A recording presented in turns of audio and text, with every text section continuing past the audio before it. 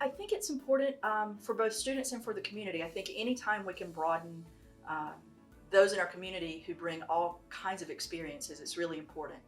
I think for our students, the opportunity for higher education really opens up opportunities for people, and I think it is part of the mission of Fisher.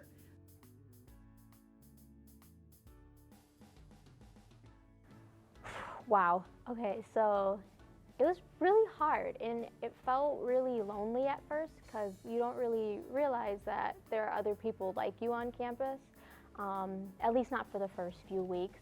So you don't really know who to rely on and what to do in certain situations. So it was really difficult. Oh my goodness, everything. It was really scary coming into like a new experience and not knowing anybody. And not knowing like who's there to help me and if I'm gonna be okay.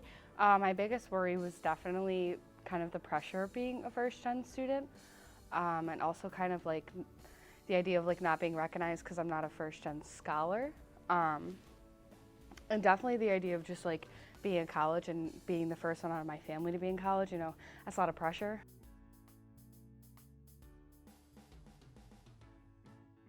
I know two people so far who've done that, and that's Stacy Lederman and Jose Ramos from admissions. They were really very helpful in getting me into like the whole groove of Fisher and kind of getting more knowledge of it. And definitely CCAP. They were very big help for me. They sent out an email to me, and then they're like, "Hey, let's meet up." And so I met up with them, and we got to work together, and I've been doing so much better because of them. Well, I am a first-generation scholar, so through that program it's provided me a lot of guidance. Also, just the whole way that Fisher does freshman SEM. My freshman advisor and peer mentor were very helpful, and they answered any questions I have, which I think just helped me feel more comfortable at Fisher.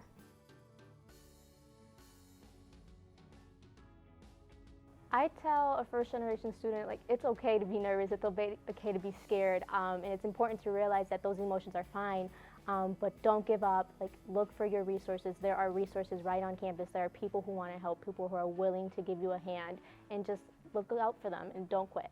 Just don't be scared because everyone is there to help you. Like, if you ever have any questions, just go and ask your advisor, someone like that, and they'll be more than willing to help you. You just have to seek out that help, and I'm sure you'll be able to find someone here, especially at a school like Fisher. My advice to incoming first gens, I would say look for help. Use your resources around you because you're never alone in the whole thing. You're gonna feel that way, and it's gonna be really hard the first week, maybe a couple days.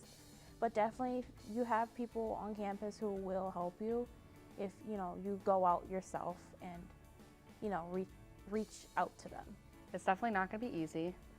There are a lot of things that you have to fight through. You have to go through a lot of battles, especially being a first-gen scholar or first-gen student, because you don't have like that person to be like, oh, I'm going through this, and then your parents aren't going to be like, oh, I went through that too, because they didn't go to college.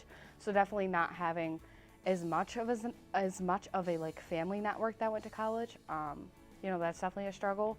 But all of it's definitely manageable if you put your time and effort into it. I would say be open to being vulnerable.